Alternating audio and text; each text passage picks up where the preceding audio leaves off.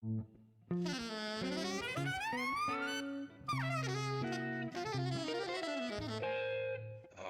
Jazz.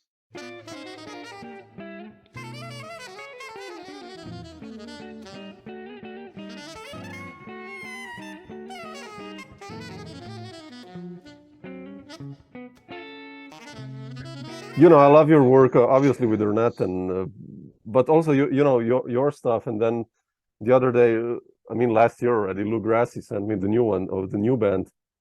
Oh, okay. The renewal. Yeah, and I was like, man, you bring so much, and I wish I could have made it. You played in Graz, and Lou sent me an email, which is like half an hour away from me, and I couldn't make it. Oh So wow. Oh wow. yeah, Yeah. I think it was this year actually in January, You know, it was back in February. Yeah. February. Yeah, and I was like, ah, damn, I wish could have come, but I couldn't. I was teaching also, so. But Yeah. no, That was a fun tour.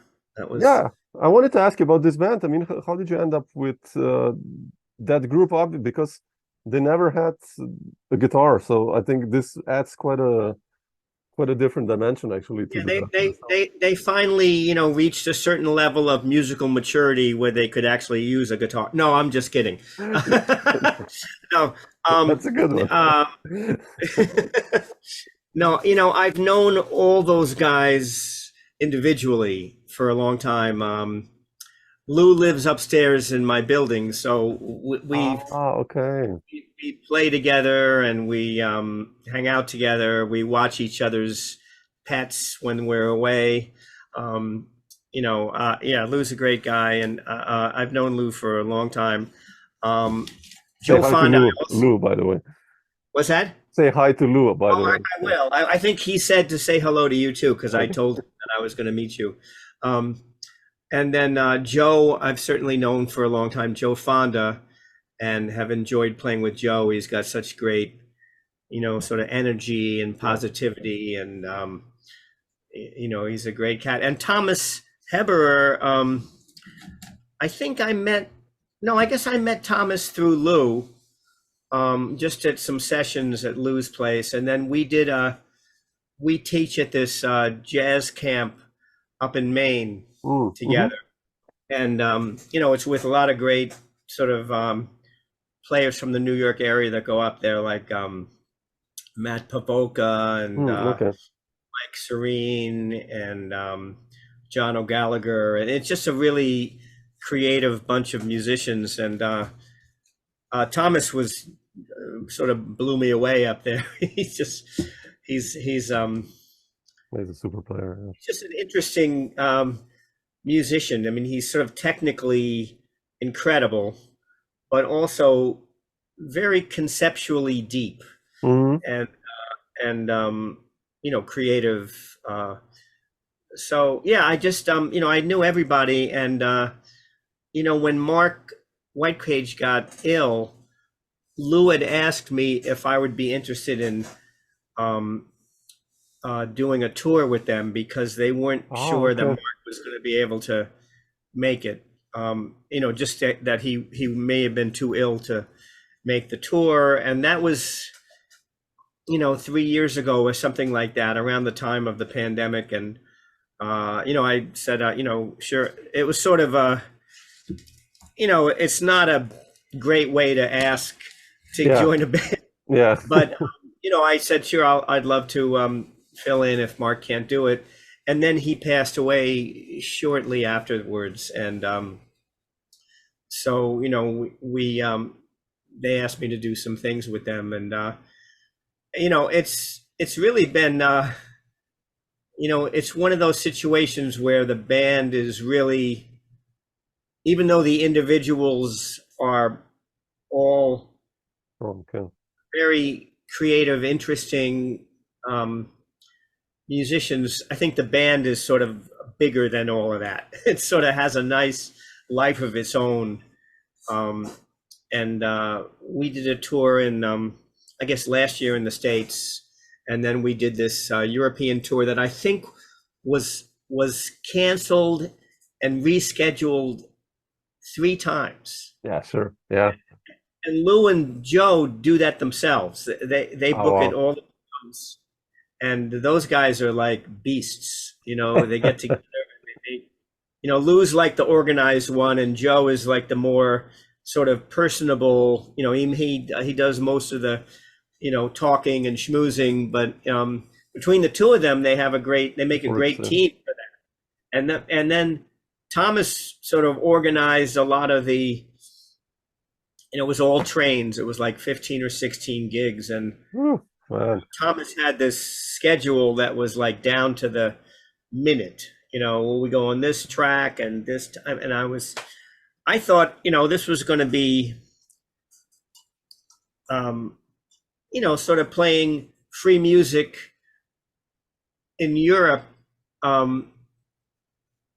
You know, I just figured, well, you know, playing free music in New York, you're often playing for 10 people, and you know the story, and you know, sometimes the venues can be, you know, a wide variety of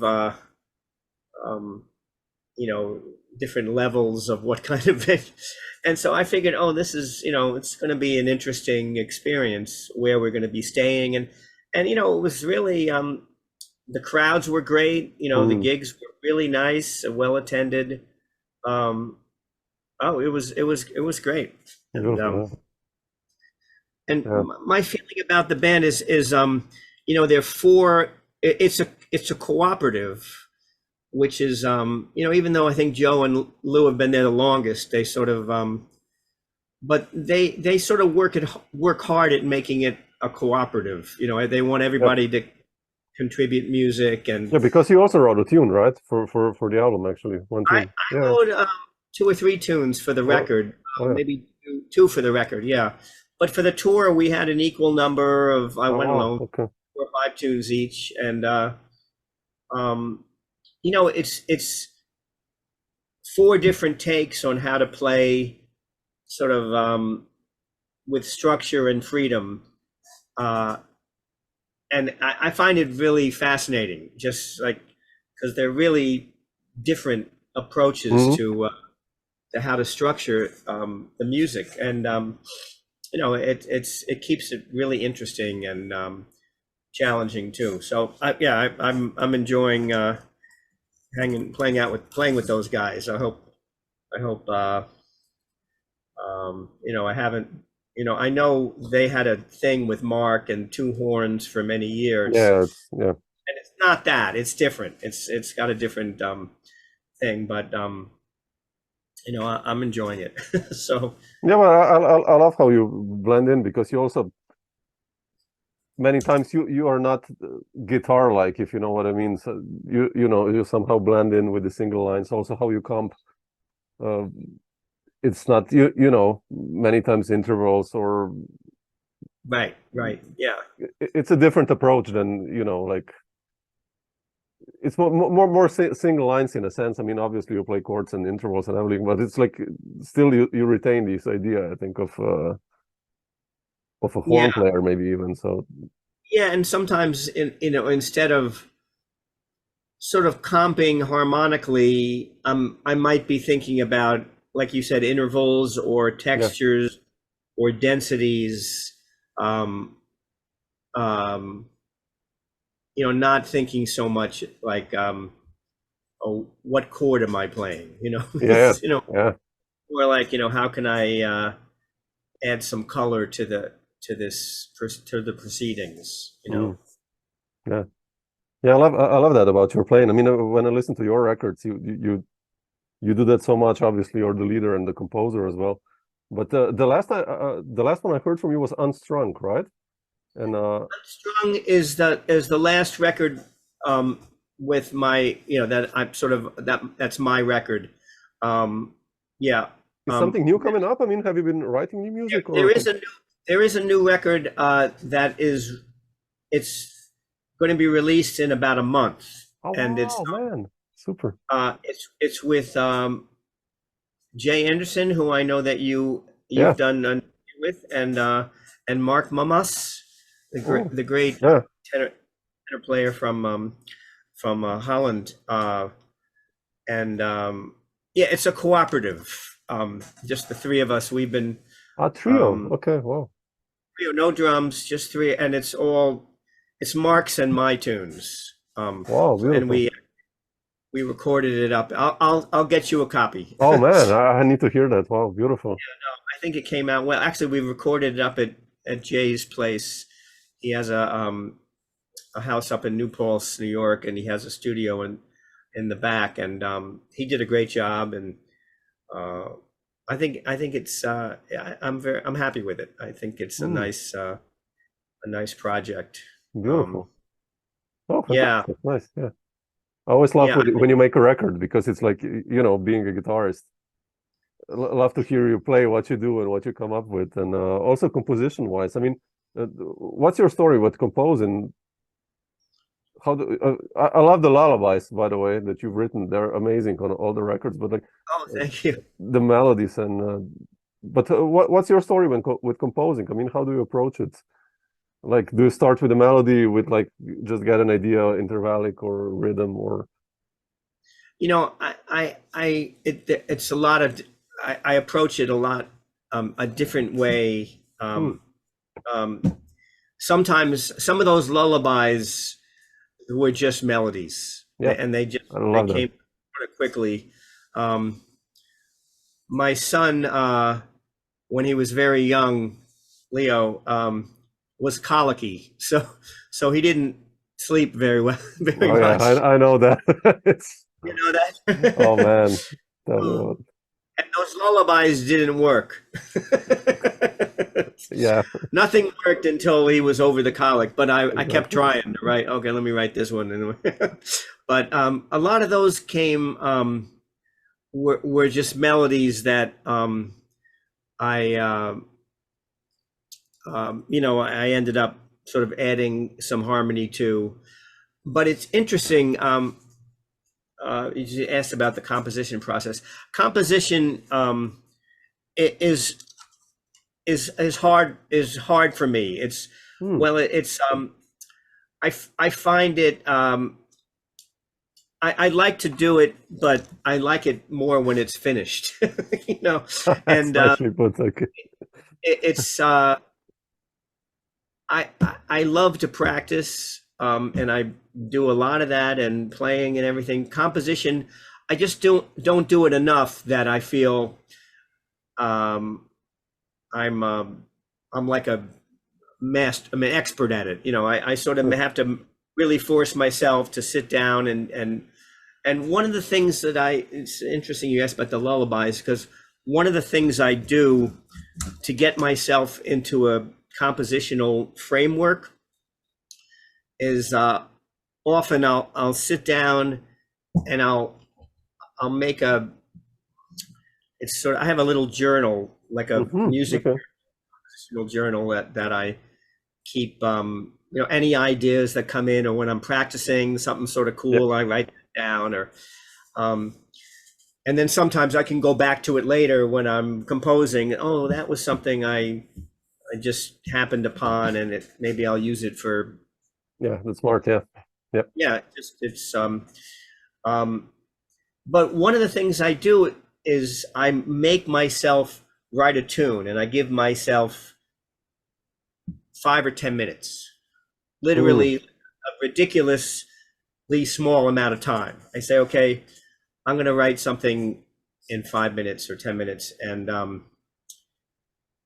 it doesn't have to be good.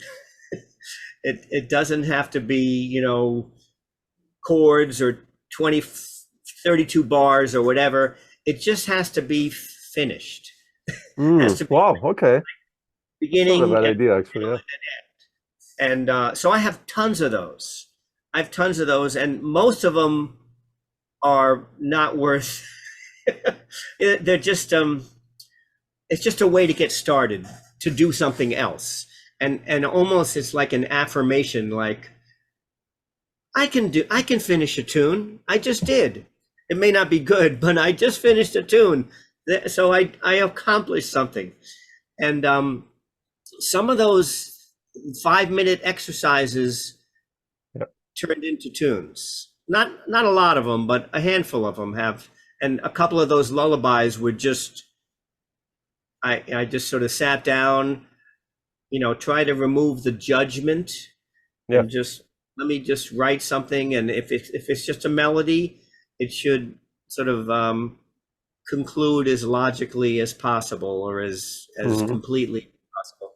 And then you can go back later on, and if you like it, or there's something about it, you can go back later on and say, oh, this is sort of strong, but this part is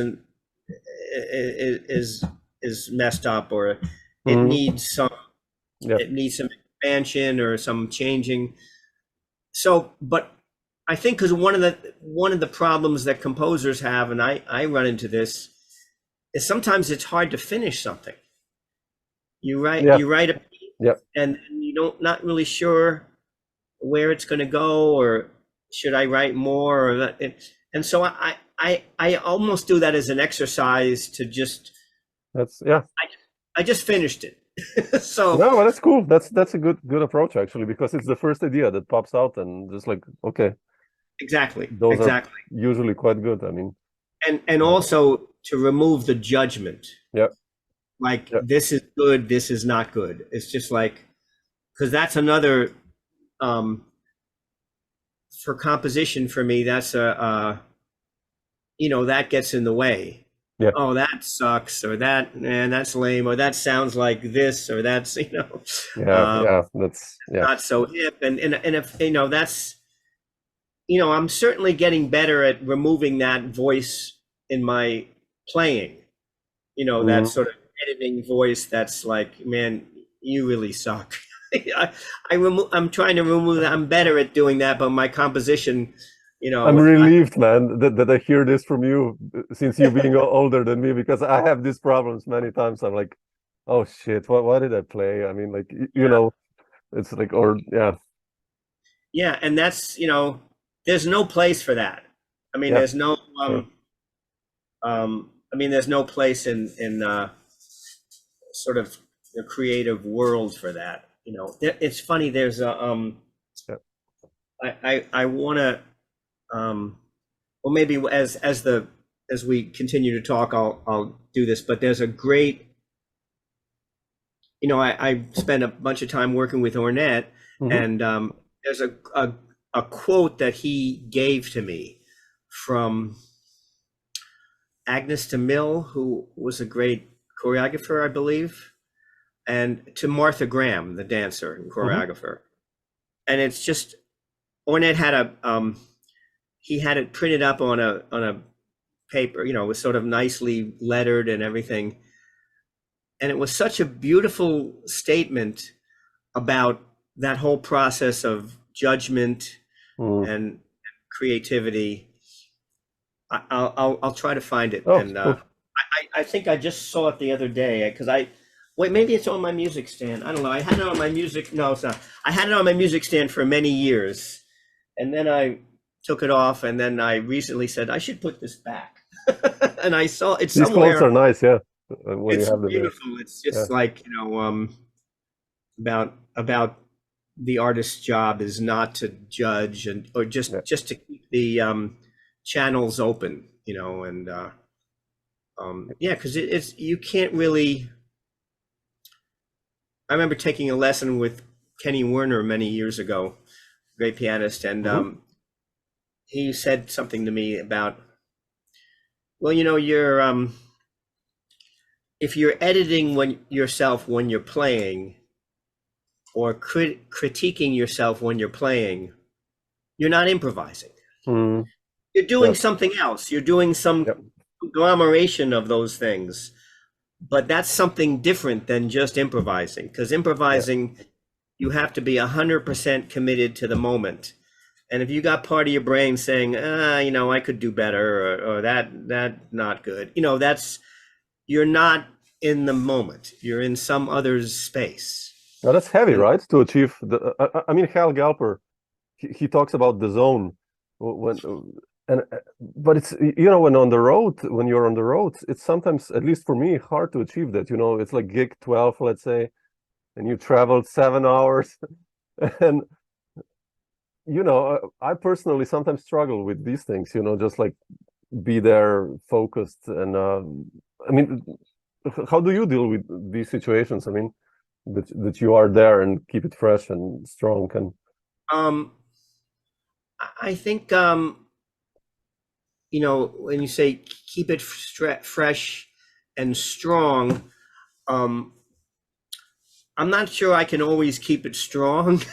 You know, because sometimes you're exhausted, and like you're saying, you're doing 10 hours of traveling, and then you're going to gig, and then so sometimes you're exhausted, and but I think fresh is possible because you can, if you remove the judgment and say, man, I'm really tired tonight and don't really feel like getting up there and playing for 2 hours. But if you take that energy or that low energy and sort of commit to it, you may find some other music. Maybe it's not your strongest, most athletic stuff, but it you know, just it could be you know, the way you're feeling that night, or the way you're and you know, you have good nights and bad nights, of course.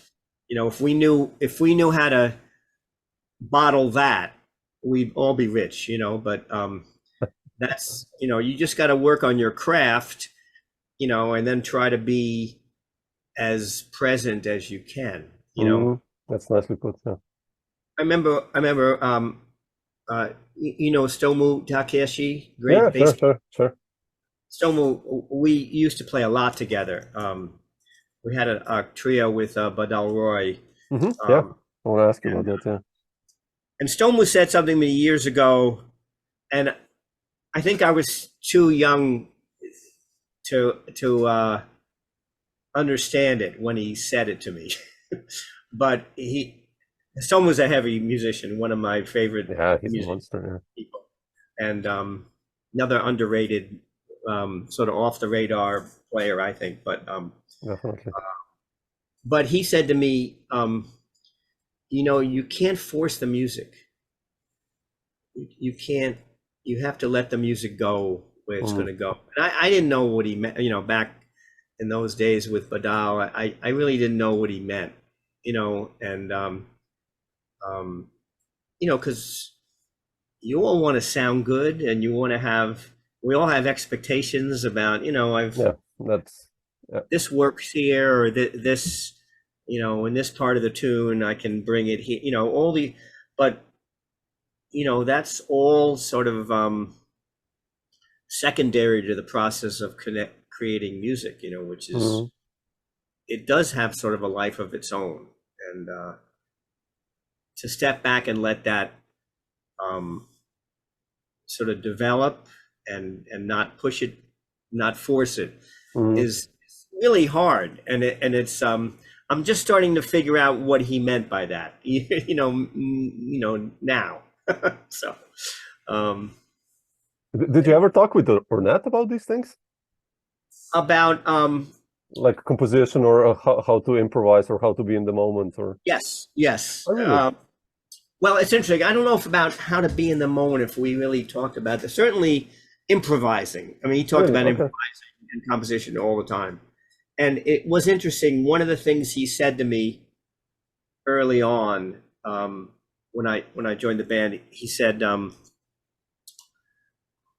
you know, I was, you know, I considered myself an improviser at that point, but it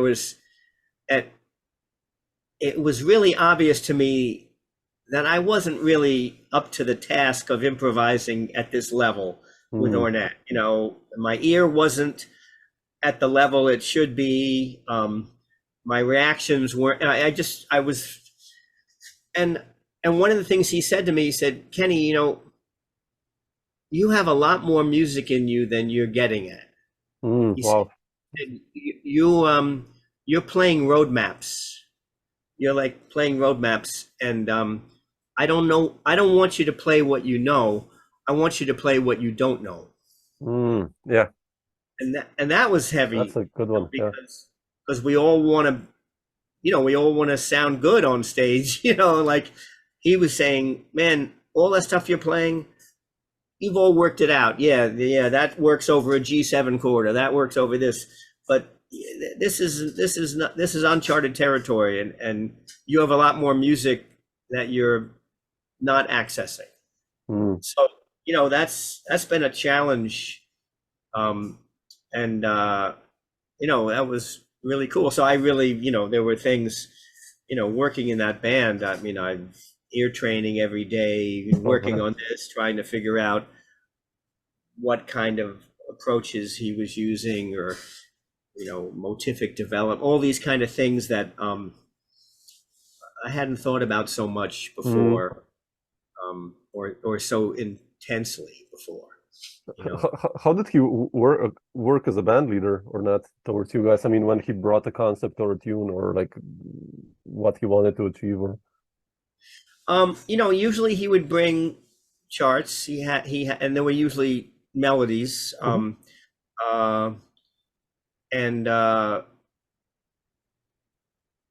So we would play through the melody, and then it was written in a way that wasn't necessarily so linear in that like a bar 4/4. Yeah. It might be written like that, but he might not have played it like that. He might have just played it, and it was, so I would, I'd listen to what way he's playing, and I might make phrasing marks where he'd take a break and how he phrased things. And then often what he would do with Prime Time was that he would give us he'd sort of almost one by one give us parts. So he might say to the bass player, Al McDowell, he might say, okay, I want to give you a bass line. And so he would just sort of start rattling off notes. And Al, I don't know how he does this or how he did this, but he never wrote anything down. Oh. And he knew everything. He remembered everything. He remembered, I mean, Al was in the band from the 70s. I joined in 88. Al had been in the band for 10 years before I joined. So he would say, oh, you mean that melody? Because sometimes we would do a tune that he had done years ago. And you mean this bass line? How did he remember that? He goes, no, I want to give you this one. And then he never wrote anything down. He remembered everything. I wrote all of my things down. I wrote all of, that would be me as well. Yes. Pretty much everyone else did. So Al sort of, got a ridiculous gift. But so often he would read a part to Al, and then he might find what he would often say, hey, Kenny, we got to find your unison to this melody. And he didn't mean unison the same way that you and I talk about unison. It's not like the same pitches. And to be honest with you, I don't know if I can really define what unison means in harmonics or in Ornette's, but it's something about finding the way your voice connects to the melody. I mean, when I listen to the records, I know what you're talking about, but like it's nice to hear you. No, he would say we got to find your unison, and when I first heard that, I'm thinking, well, I know the unison; it's right there on the page. No, that's not.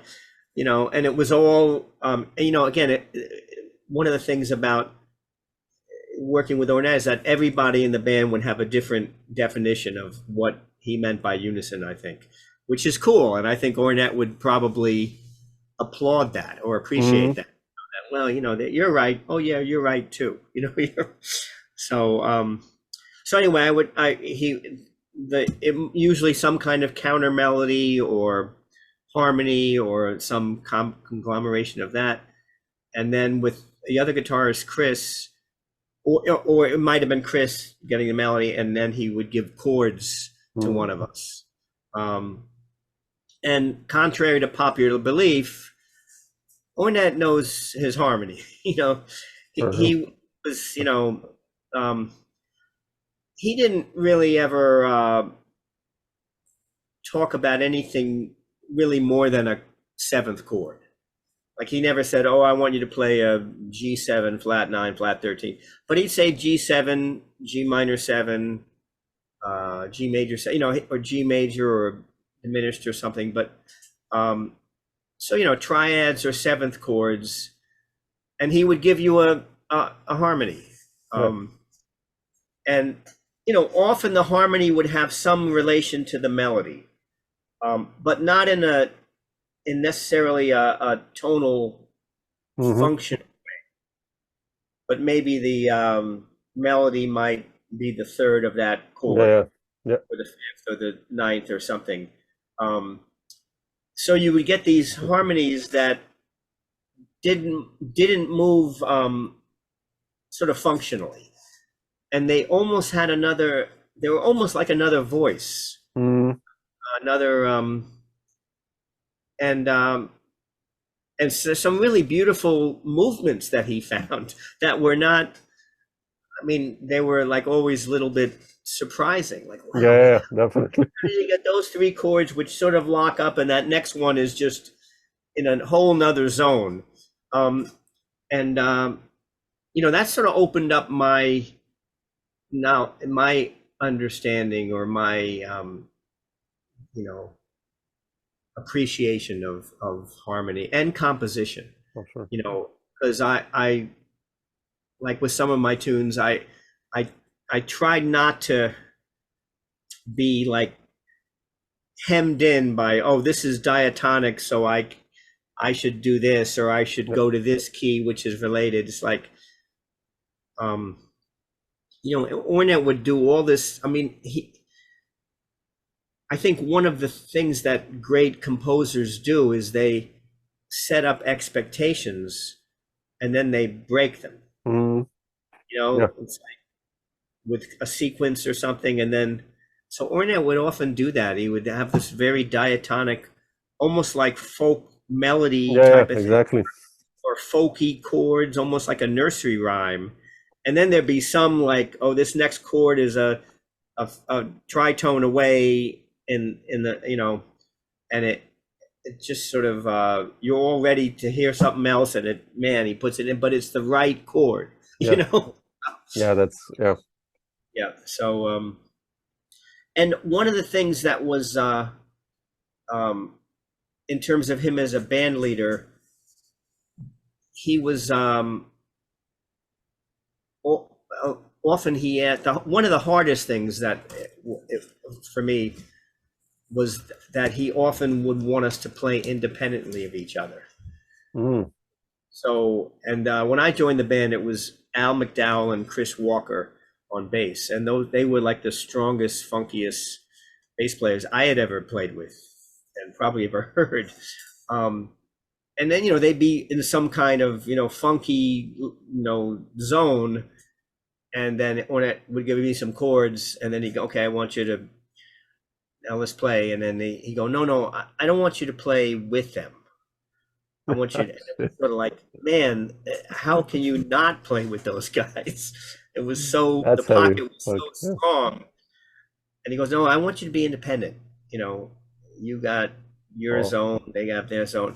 So that was very challenging. Yeah, I can imagine. I mean, how was the first rehearsal like for you, or do you remember? I mean, first of all, how did you get the gig?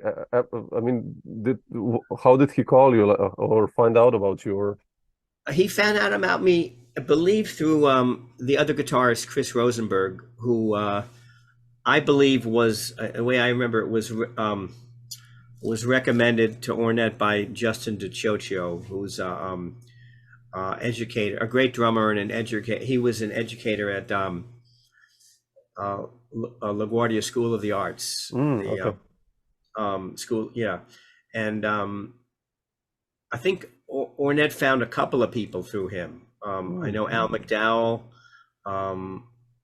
may have been Chris Walker. He found through Justin, but he knew about Chris through Justin, And then Chris went for a rehearsal or an audition with Ornette, and at the end of the audition, he said, "Well, I'm looking for another guitarist." And Chris recommended me, and then told me that Ornette may be calling me. So I was very excited. And so really the first rehearsal was sort of, he said, "Oh, I want you to come down and will you play with us?" And gave me the studio and address, and I go in there, and it's Al McDowell and Chris Walker and Badal Roy and Chris Rosenberg and Donardo. And I was a big Badal Roy fan already, because I was, My Goals Beyond and Miles Davis, and so I was, and not only, meeting Ornette for the first time, but then seeing Badal unexpectedly sitting there, and whoa, and then hearing these two bass players. And Chris and I had been friends. Chris and Rosenberg and I had been we lived around the corner from each other and played duo a lot and hung out.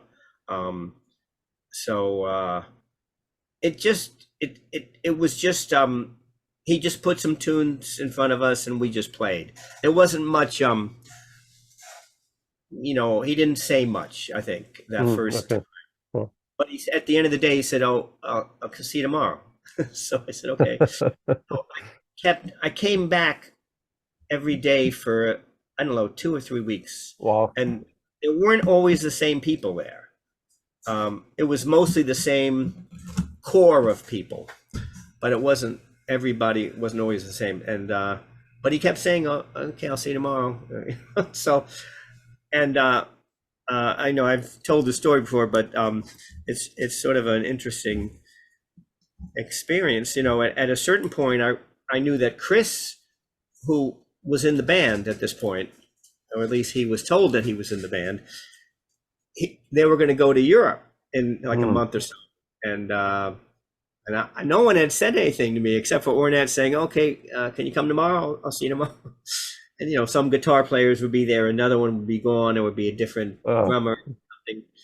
And so finally, after a couple of weeks, 2 or 3 weeks, I said to Donardo, his son, I said, "Well, I love playing with your dad and you guys and everything, but, I know that you're going to Europe in next month, and should I be getting ready to go with you guys?"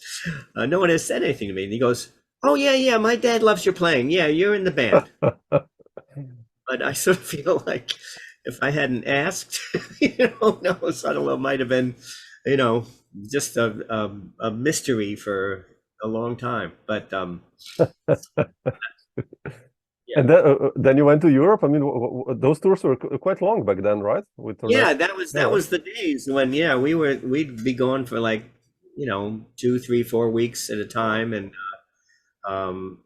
really nice, Oh, sure, great venues, and that was wonderful. I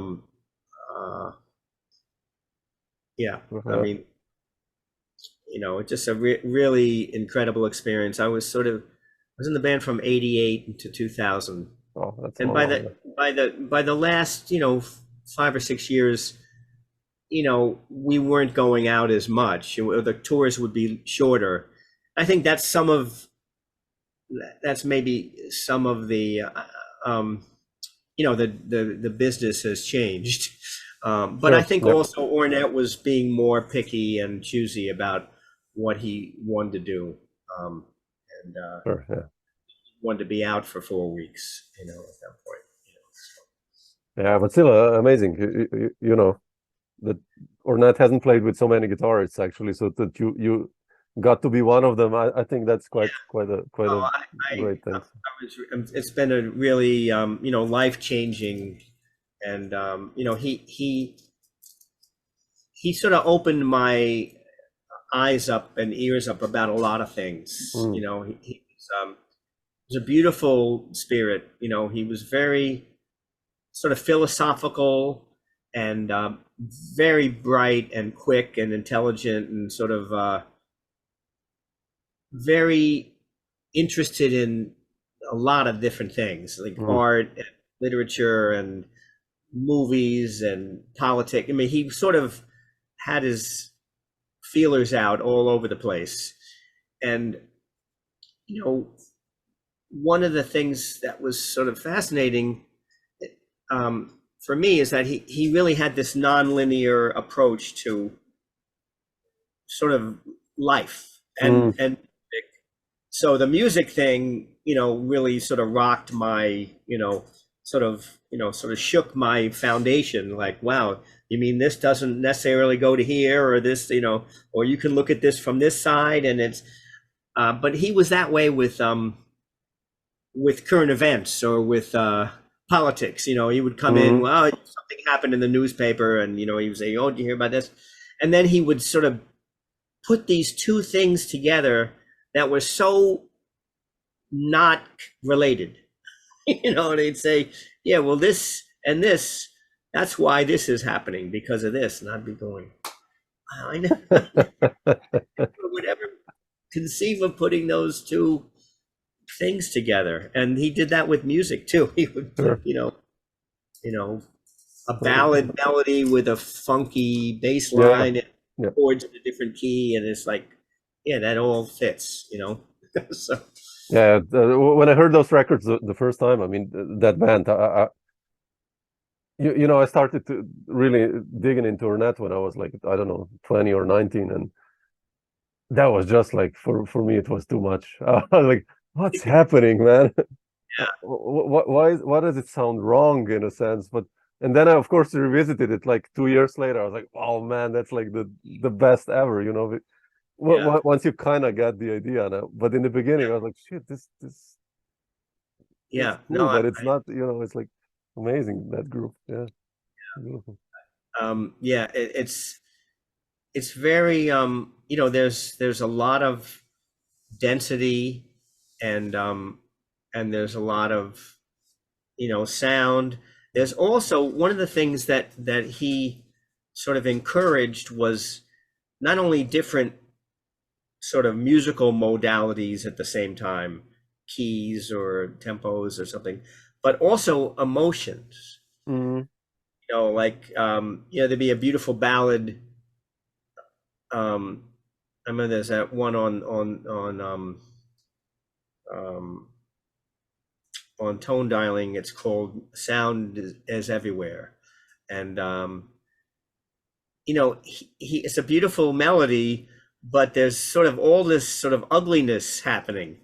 And I would say that he'd ask me to do this or play in this key or something, and I'd like, Ornette, but that melody is so beautiful. I just want to play with you. And he goes, well, if you're walking down the street and you see on a street corner, you see a woman holding hands with a man, and you see a taxi driver fighting with a customer, and you see someone yelling out the window at some, you see all these things, and that can happen, right? Why can't music be like that? Why does everyone have to be happy or like soft and beautiful in a ballad? Why can't you have like this sort of this edge or ugliness or dissonance happening, and that's sort of hard to do, Oh, man. But he was very welcoming of those like other things, Yeah. Like I have this on my music stand. I have this is some other stuff on, but all these well, if you see them, but they're like Jackson Pollock. He was a big Jackson Pollock fan, and I remember the keyboard player Dave Bryant said to me, that he just sort of saw Ornette's music that way, that if you look at it really closely, you see everything's messy. The lines don't line up, and it's just blotches of color. But if you stand back, it makes this really interesting form and composition. And Primetime is sort of like that. I feel like definitely. Yeah. Dig into the details. It's like, shit, what is he doing with that guy? There's just. But you step back, it's sort of, wow, this Yeah. The sound is like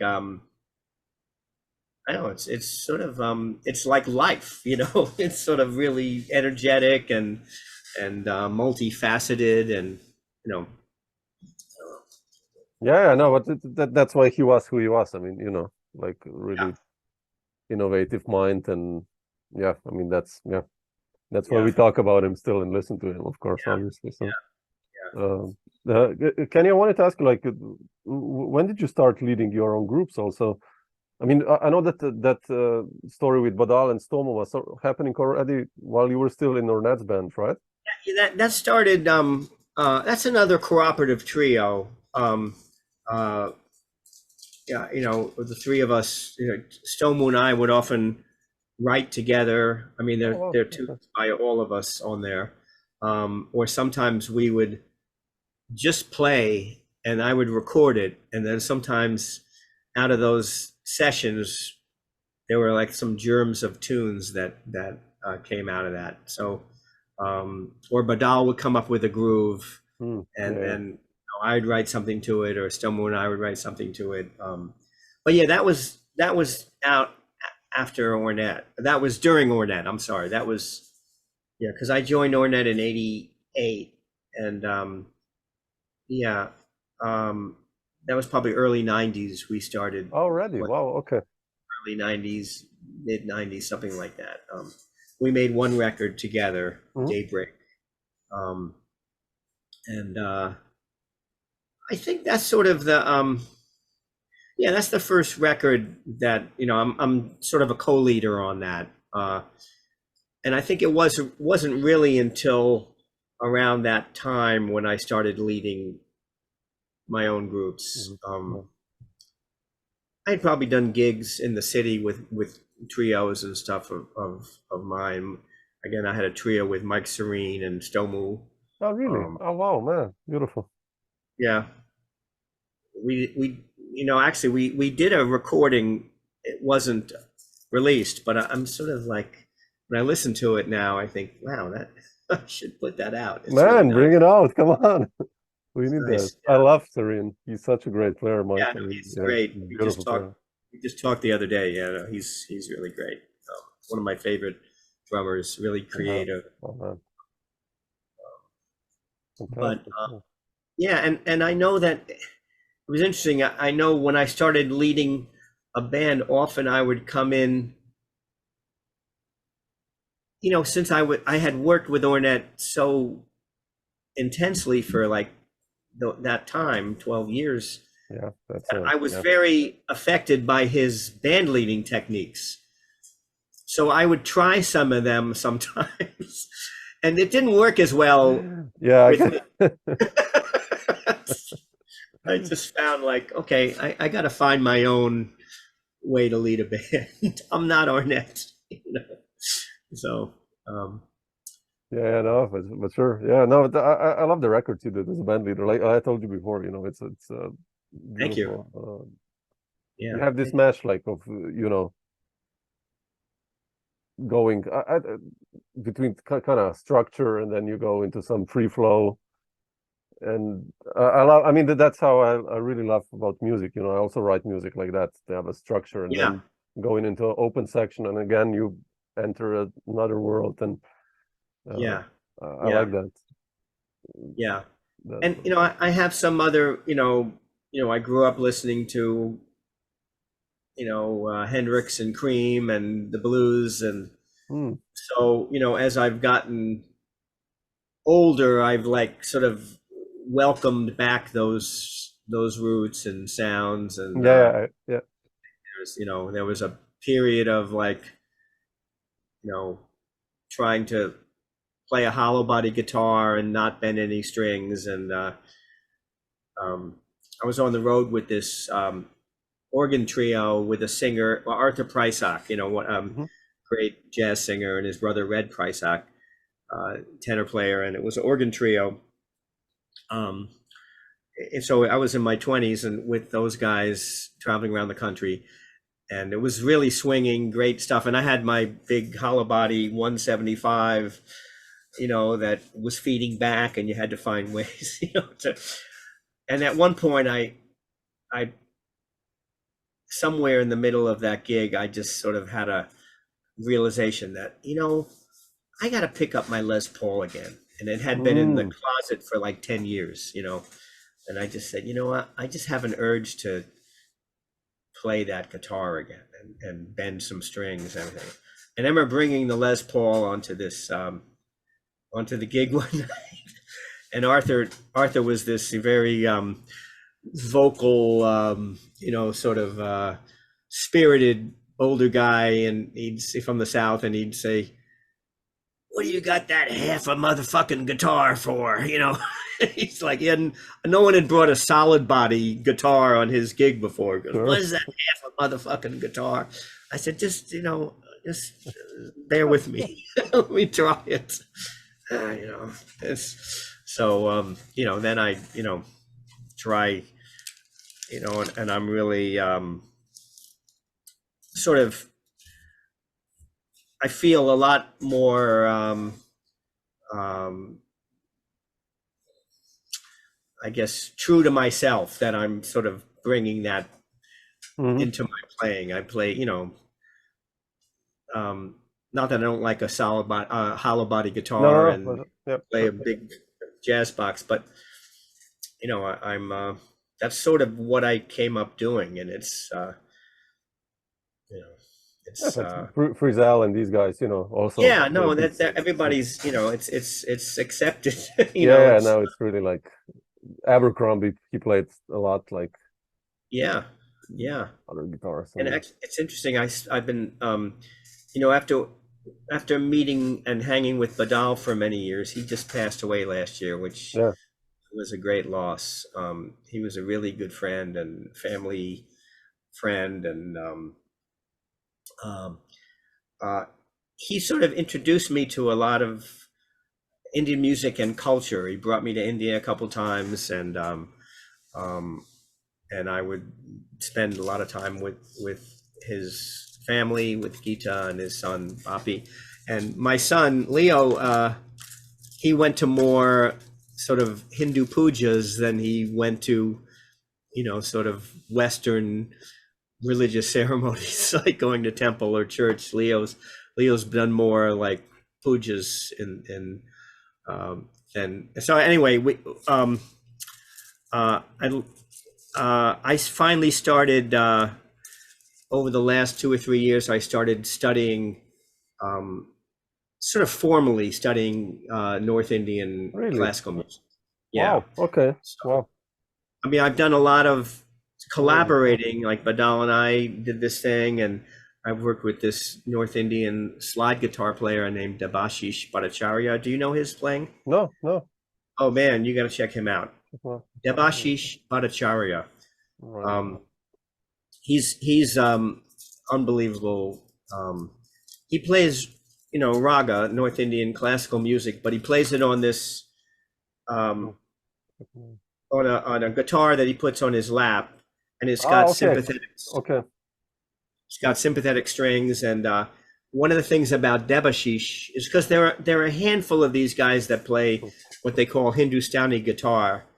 There's Barun Powell, there's V.M. Bhatt, but Debashish is the only guy that actually really plays the guitar, because those other guys play a 3-string instrument that has sympathetic strings, but Debashish plays a 6-string. 6 strings on the fretboard, and then another 15 strings that are sympathetic, and he plays it with a slide, and it's just incredible. Anyway, so we've done a bunch of things together and a little recording, and but I sort of never really wanted to. Well, I don't know if I never wanted to, but I avoided studying Indian music because I felt like, man, that tradition is so deep and I know what you mean. So overwhelming that let me just use my, instincts as a jazz musician and do what I'm doing.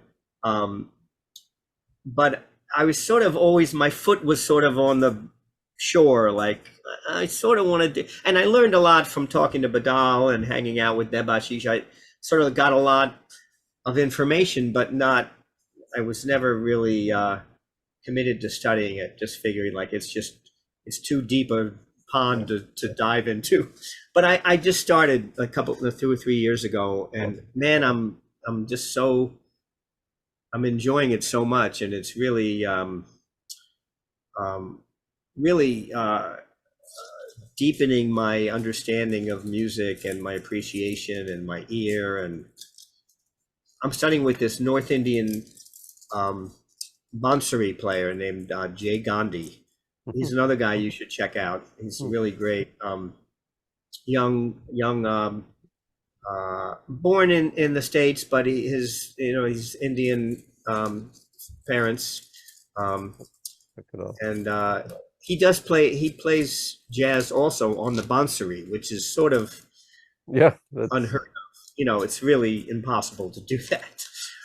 Anyway, so I've been really working on that and having a really lot of fun doing that. And he's getting me to do a lot of bending. Yeah, sure, they have that. Yeah. Yeah, to get some of the some of the pitches are not the same as the equal temperament, but also just from some of the approaches. So that's been sort of reawakening, some early, Hendrix stuff and Freddie King. Oh yeah, sure. Come on, that's timeless. I mean, I love that stuff. Yeah. Speaking of more rockish vibe, I wanted to ask you, how did you end up with Donald Fagen, actually? Oh, because that's one thing when when it's like I wouldn't put you in the first place there. Neither would I. Well, not like in a positive way, but like no. I know. What was the story there? I mean, okay, so the story there was I was in a band with Virginia Mayhew, the tenor saxophone player, for a number of years, and it was Harvey S. and Victor Jones and myself and Virginia, and she did a couple of projects with some more horns, Lisa Parrott and I think Ingrid Jensen did a couple of times, and this guy Marvin Stamm, really great. Yeah, sure. Marvin Stamm, wonderful player, trumpet player. Yeah. And Marvin actually had done some stuff with Donald Fagen, and he recommended me to Donald, and Donald called me for the Morph the Cat record, and so yeah, it was not something that's not in my normal daily life to go and record with a superstar, progressive pop guy. I mean, and I'm a big Steely Dan fan. Oh, me too, yeah. And Donald Fagen, I mean, his first solo album is a masterpiece. Nightfly, you just can't get that's incredible. Yeah. And then also the history of guitar in Steely Dan, it's pretty daunting. So I was sort of nervous, and or just sort of like, what do you do? I mean, and I even called my friend Jerome Harris, I love bass Jerome. player. Yeah. Jerome and plays guitar and bass, and I don't know why I called him, but because I mean, he's not really Mr. Top 40 radio either, but he just is a very experienced, a level-headed friend of mine. So I called him. I said, well, so what do I do? Do I show up with my own equipment, or do I plug into the stuff in the studio? How do I dress? What do I, I was like, what do I do? I don't want to be totally uncool. Sure. And Jerome, just said, bring your own shit, make it your sound. That's why he called you. Do your, do your thing. So it was really, he sort of put me at ease, and Donald put me at ease. As soon as I walked in, he started, because there's a whole history of guitar players ending up on the cutting room floor of Steely Dan. Yeah, that's scary. That's scary. Yeah. I know. So I was like, oh man, I'm gonna get like eaten alive here. Um, so he called me, and there was this tune called the Great Pagoda of Fun, which is on the Morphic record, and he had said to me, "Oh, you might want to look at this. This, it's an involved tune." So he had me. He's arranged for me to pick up the music because everything had been recorded except for the solos. So everything was already on the thing that he gave me, the record, and he gave me this chart, which is sort of like a 60 bar form with all these like parallel sus chords and and hits and chords changing, and I said, man, this is so. I really shedded that to death. I said, okay, I'm gonna really be able to solo over this tune, and so anyway, I came in, but he immediately said to me that he knew about my records and career, and he had gotten the Jawboning, which is the record with Lou Grassi and and Ken Filliano. That's beautiful. Filliano. Yeah, that's beautiful. Yeah. But it's sort of a raw record, and I mean, it's not. It's more out, and it's not like slick like Larry Carlton or Elliot Randall or any of the guys who play in Steely Dan. So I was like, wow, he likes that record, man. That's not like a Steely Dan type of sound, or approach. So I mean, but anyway, so I did my thing, but I think I was trying, at least on the thing that I had practiced, I was trying a little too hard to be slick. I was like doing, really making the changes, as much as I felt like I could. Anyway, so we spent a couple of hours, bunch of takes, and then he said, I'd like you to play another tune. Would you, can I show you something else? And he showed me this other one, which just in the studio, this one called Security Joan, which is sort of more of a bluesy shuffle type of thing. And then I did a bunch of takes on that, and I hadn't practiced it, so I was just really, working on what I had, So hadn't worked anything out. I hadn't, studied the tune. And anyway, when I finally got the record, I went right to the big Pagoda of Fun, and that wasn't me. I said, "Oh fuck, I got cut." But then the other one, he used my solo, or he used a conglomeration of my takes. And I think what I learned from that, if I learned anything, is that you just gotta be yourself, because I think I was trying to be a little too slick on the one that I had practiced, and I don't think that's why he called me, because I'm not slick. That's not my career description. A little bit more Kenny on the Slick Wessel. Yeah, no, it was, but he was totally cool. It was beautiful. He was very knowledgeable about all types of music. I mean, we talked a lot about jazz and recordings that he was bringing up, and I mean, not only does he really know his R&B and sort of soul music and rock, but he really knew like obscure jazz things. If you checked out this record or this, it was really, I came in there sort of, I'm going to get my ass kicked, and he just made me feel really comfortable and very, very encouraging, and I can imagine. I can just imagine, like but I've read, the biography of Steely Dan and how they recorded those Gaucho and Asia and all Asia, like all those records with 8-bar guitar solo, and like 30 guitarists came and like no one. Like, have you seen the record? I mean, the documentary on the making of Asia? No, not yet.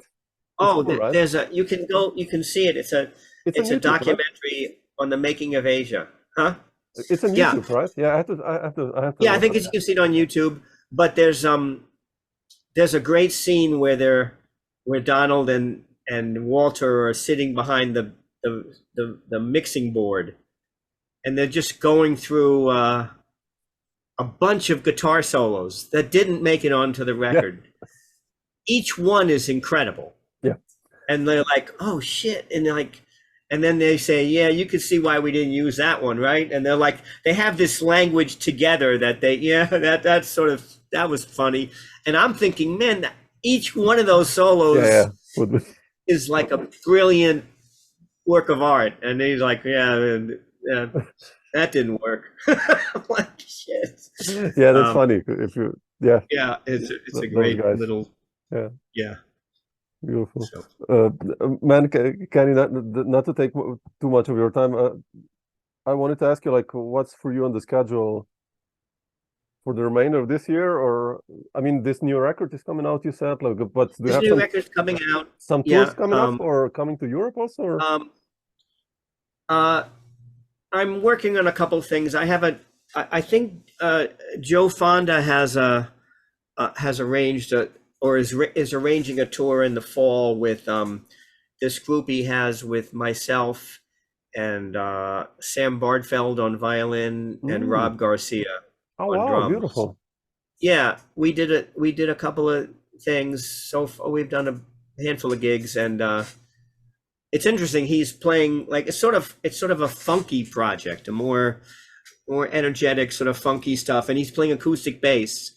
And it's really interesting, sort of a different thing for Joe.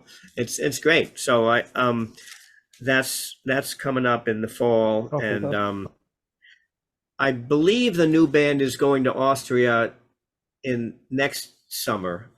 We have something in July, I believe it is, in Austria. Wow, fantastic. I'm trying to, I have a good friend in Norway. Do you know Rob Waring? Do you know his playing at all? No. He's a vibraphonist. No. He's a really wonderful musician. He's from New York, but he's been living in Oslo for 40 years. And we just did a tour in the last fall with Mats Eilertsen and oh wow, beautiful. And Hans Halbukmo. Do you know Hans? I know Mats. I love Mats. I mean, Mats is great. And Hans is a young drummer from Norway. There was an incredible rhythm section. We did like a short tour in the fall, and I'm trying to arrange something for next spring with those guys. And I hope to do something with Jay and Mark when the record comes out. Yeah. So I love working with those guys. I mean, that's just, Mark is sort of he's an unbelievable musician. Maybe another guy who's sort of off the radar. Yeah, definitely. Bit. Yeah, definitely. He's really sort of deeply conversant in a lot of sort of very interesting musical languages, bebop and sort of free and this sort of metric world of sort of metric modulation and deep meter understanding and also some beautiful composer, and he's really a sort of soulful player as well. And Jay is just such a pleasure to play with. Yeah, he's incredible. Yeah. So I'm hoping to get some things with those guys. This summer I've been doing a handful of organ trio gigs around with Lou and right in the neighborhood. We've been lucky to have a sort of outdoor gig, once a month in the so like playing standards or stuff like that, or what's that? So some standards and some of my tunes and the organ player is a guy named Paul O'Day who lives also in the neighborhood. So we're all beautiful. That's been fun this summer. So. Fantastic, revisiting the roots. Kind of, but cool.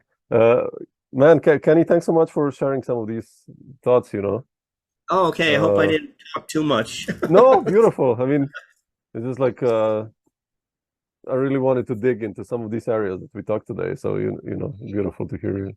Yeah, no, thanks so much for asking me to do this. And I really, you're amassing a nice little library of Yeah, I love that. I was going through some of the interviews. A lot of friends of mine and a lot of people I don't know, and it's just wow, this is great. It's yeah, really... it's like 370 already. It's like damn. Are you serious? Yeah, Wow. 371. I think you are three. Okay. Wow, that's great. Man. It's scary. It's scary, man. And it's just like, when I look at the list of the people I love and have the music, it's like, damn, when I'm gonna find the time, to do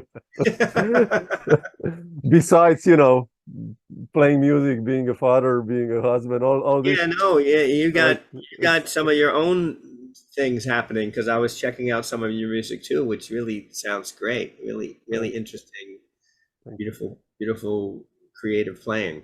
So thanks. Yeah. So, but that's I love doing this also, like, so much, and it's like, yeah, damn, okay, I gotta do it.